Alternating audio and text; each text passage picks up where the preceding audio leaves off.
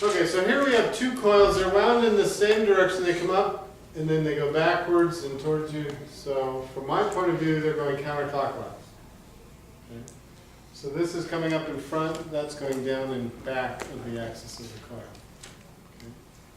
So if the switch is open, what's going on in coil 1? Nothing. There's no current. That means there's no magnetic field. There's no changing going on. So nothing's going on here, therefore nothing's going on here. Everything is doing nothing. Okay? What if at time t equals 0 I go like that? Okay? What happens after that switch is closed? I have a current that's flowing. What is the direction of the current? Clockwise? Down here. Clockwise or counterclockwise? Based on this power supply. Clockwise. So the current will go out like that. Okay. And that'll be a fixed value. Some, you got a power supply across an inductor, it'll have some fixed value. What's the next question I'm going to ask? What's the magnetic field and what's the direction of the magnetic field? Okay, how do we find the direction of the magnetic field inside the coil? Death grip. Okay, so I'm going to apply my death grip to this front wire. Remember, the wire comes up and then goes back like this. Okay, so I'm coming up in the front. My current is upward on this wire, and behind this wire, my fingers are pointing to your left.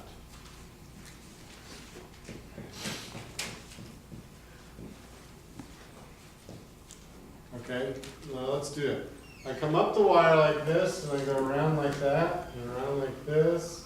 All the time, my fingers are pointing back towards me, inside the coil. All we care about is inside the coil, because that's where all the magnetic field gets concentrated. So if the current, like if you're starting to go up the wire, you would say it's going up like that, like up and over. Yeah, it's going up, and now it's rotating around like this. Right? So it's rotating around like this. I'm going up and around like this. And my fingers, like let's say I'm on top, the current right here, the current is into the page. My thumb is into the page. And below that, with my death grip, my fingers point this way. Okay? How about at the bottom of this coil? Well, here the current coming out of the page. The current goes like this, okay, out of the page. And above that, my fingers go that way. Okay. So now I know my magnetic field goes in this direction. So your fingers have to be on the other side, or farthest away from... They have to be on the inside of the coil. When I'm coming up this wire, inside of the coil is behind, or below, or above. Okay, so I'm rolling my fingers around the coil. Okay. All right, do we kind of get that? And remember, it's your right hand. If you're writing with your pen and you're right-handed, you're doing it wrong. All right. So, does that make sense? Okay, now, what happens if I come, after I've done this, and I look at this 2 minutes later, what's going on in this coil? And let's assume that whatever magnetic field is here is here. Okay, so they're close enough that, that's the green coil, this is the red coil. So, 10 minutes later I look at this, what's going on in here?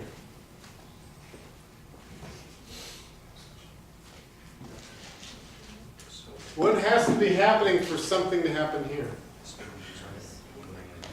Magnetic field from that's going to influence too. Okay, this magnetic field will be here, so we can draw B1 like that.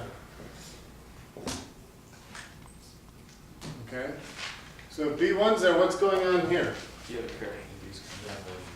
Why? What's causing that current?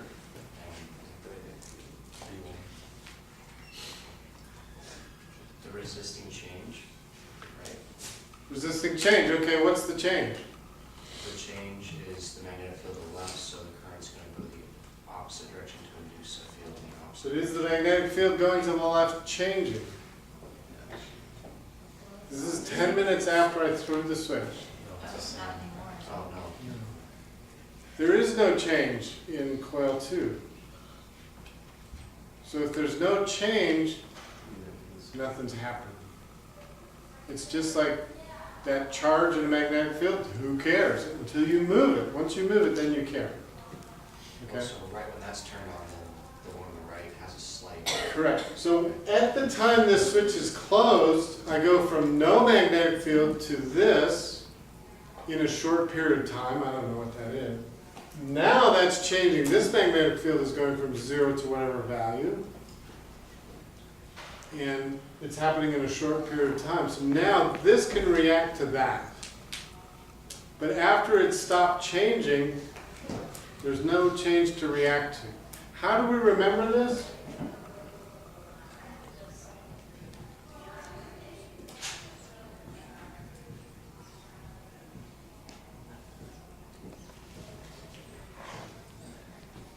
Anytime you see a delta over delta, that's the change in phi. And phi is BA cosine theta.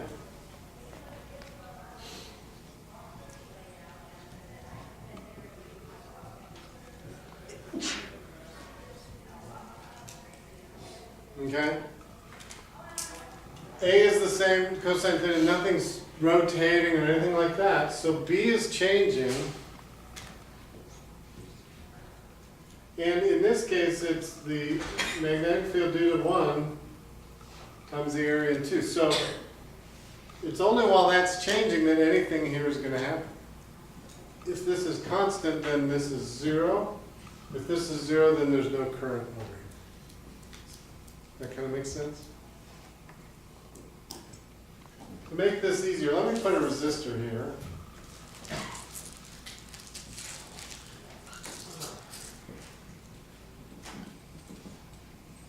Okay. All right, so when something changes over here, that will create a voltage over here due to Faraday's law. That will create a voltage across this resistor and a current will flow through it. Okay. That current is Lenz's law and it's going to oppose and yada yada yada. Okay. Alistair? So there's like two completely separate coils, and you just say like one's just hanging out, and then one you're inducing the current through. Correct. Oh, okay. So yeah, this coil is being driven, this coil is responding. Well, there's the same coil. No, but they're magnetically, they're connected. Like the green coil, the red coil was inside the green coil in our lab. Right, but they're not right now. So They could be, or there's a metal bar, there's something so that whatever magnetic field's here is here. okay, so you don't have to worry about the distance between them. No, we have a magic way, whatever happens, whatever's here is here. And that would be true if I draw any of these problems. You can assume whatever magnetically happens there happens here.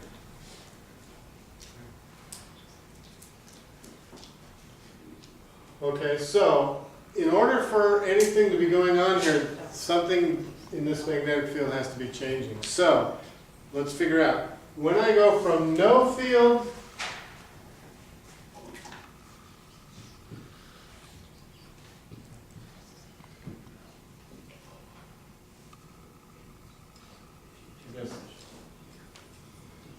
I go from B1 equals 0 to B1 equals some value.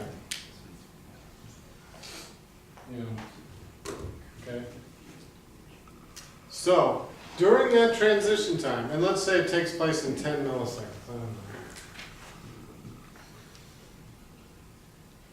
During that transition time, now B is changing for 10 milliseconds, so therefore I'll get a voltage.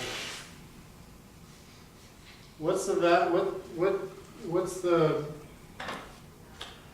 happen here? Well, let's ask ourselves, what's the current going to do? And Lenz's law will tell me what the current would do. Okay, so how do we apply Lenz's law to this coil when B starts at 0 and gets increasing? Well, we know B is that way, and it goes from 0 to increasing. So Lenz's law says you want to resist the change. So which way would the induced B point? This way or this way? This way or this way? You would point that way, to fight the change. Not to fight the field, to fight the change in the field. By pointing, we'll call this B2. By pointing it that way, this increases inside this coil, and this one fights that and keeps it small. So now if B2 was in that direction, which way is this current that's created here? It has to be the opposite of this. Okay? So, if it's this way, then it's coming down this front leg. And if it's coming down this front leg, then the magnetic field points this way. Or let me do it another way. I want B2 to be pointing this way. What way should my thumb be? Well, on the bottom it should be like that. On the top it should be like that. In order for these to point towards me, this tells me that I want B2 to go that way. Lenz's law told me that. So I got these going this way, so I better be going around my coil like that. Okay, so on the wire in front, I'm going down, and so this goes that way. Does that make sense? Can you visualize that? Okay. And what that will do is that field and this field will add up, and the change inside B2 is less than it would have been. So we had a lot of questions here. So the only reason that you have B2 is there is because you're starting like right when you close the switch and create the current. That's right. So like now you're changing the magnetic field, so I have a changing current here, so I have a changing magnetic field here. If I'm an electron sitting here, I have a changing magnetic field that's going to push me left or right, push me around. And Lenz's law tells us the way that's going to push a positive charge. Okay. So you're saying that V has to change in order to do what? To make anything happen over here. If B is constant, then nothing happens in coil 2.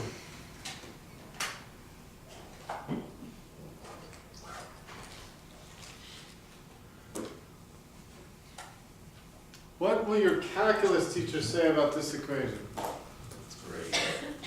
It's the rate of change. It's the derivative. Okay, in our class we didn't do any of that, but we said that's the slope. Okay, so that means something's got to be changing here in order to create a voltage. If nothing's changing, then there's no voltage. If you can see that this means that, what's the rate of change of this? This means what's the rate of change of that? That will really help you interpret physics, actually anything. So VEMF is used to characterize like when the magnetic field is due to like it's an induced magnetic field. This is the voltage coming out of this coil produced by a changing magnetic field inside the coil. Okay, so if B1 is changing inside this coil, that will push charge around in that coil and it will create a voltage. That's called the electromotive force. It creates an electromotive voltage, and they use this funny E-shapey thing here. Since I don't even know what that's called, I tend not to use it. This is the voltage. We know voltage, okay? This is the voltage. It should probably be a delta because it is between two ends of the coil. Due to the EMF force, the electromotive force. This is changing. I'm pushing around electrons. I'm moving charge. Okay. Good questions. All right. So now it goes on, I've done it 10 minutes, and then at t equals 10 minutes, then I'm going to open the switch up again. Alright, now, I'm going from a condition where B is this way and steady to a condition where it goes to nothing. What does Lenz's law tell you? You want to help keep B1 there by adding to it. So B2 has to be in that direction. Everything's turned around.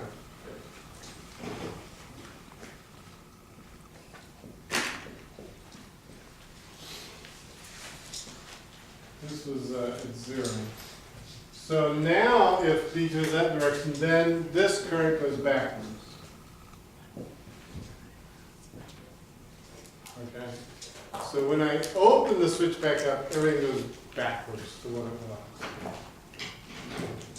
Does that kind of make sense?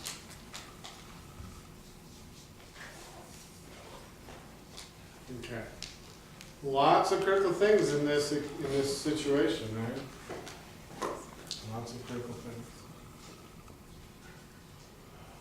If I knew the size of B, we could actually calculate the size of this voltage. Okay. And I do have an equation for what is the field due to a solenoid. So, you know, that would be, I could find out what this B1, the magnitude of it is, and then if I had the time, I could find out how much voltage there actually is, so I could quantify this problem. So let me ask you this. What if I put, I'm going to change the problem a lot. What if I put a generator here? Okay? So what if my current, well, let's do V1 versus time, okay? And so this goes up and down like that. What would my current look like? Let's say it's really slow.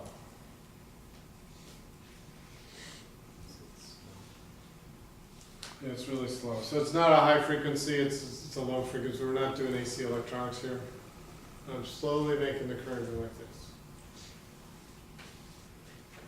I'm sorry, I'm slowly making the voltage go like that. What does the current look like? Think green coil. We had a voltmeter on it.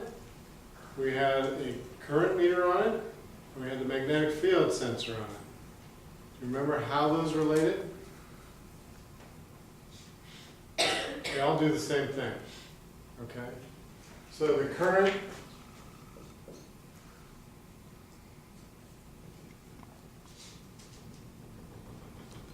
it would be going up and down with the voltage, right? And the magnetic field that current produces,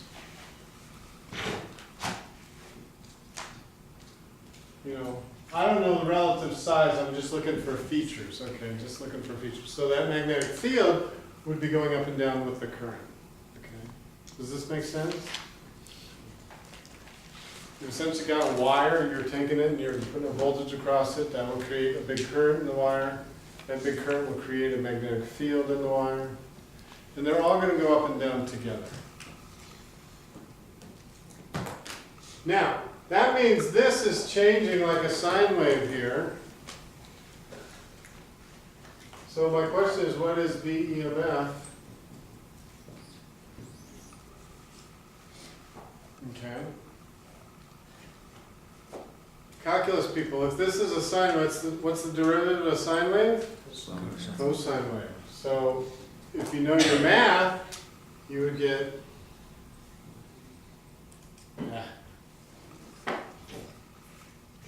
let's assume we don't know the math will create this.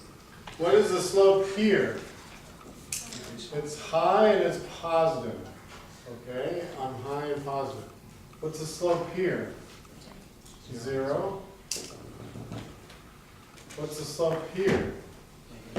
Big and negative. What's the slope here? 0. Okay? So even though you didn't take calculus, you got this figured out. Okay? So if that's my input, that's my voltage, that's my current, that's my magnetic field, they all look like this going up and down sinusoidally, then this is the slope of that. Does that ring a bell?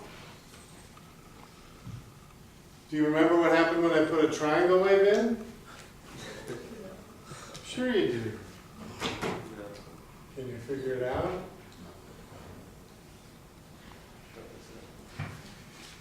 What's the slope here? Constant. Constant and positive. What's the slope here? Constant and negative. What's the slope here? Constant and positive. So a triangle in produces a square wave out. You want it, your gut says this should do what that does. No, this does what the slope of that is. So it's an odd phenomenon that defies common sense. And then what happens when we put a square wave in? We got a spiky thing out. It was mostly zero with a spiky up and a spiky down. Okay, that's the slope of the square wave. When the square wave's doing this, the slope of it is zero. All of a sudden I go like that really fast, I get a downward spike. Okay. So there's a lot of dimensions to this kind of a problem. Questions? Okay. Are we toast yet? I'm kind of toast. Thank you, Joe.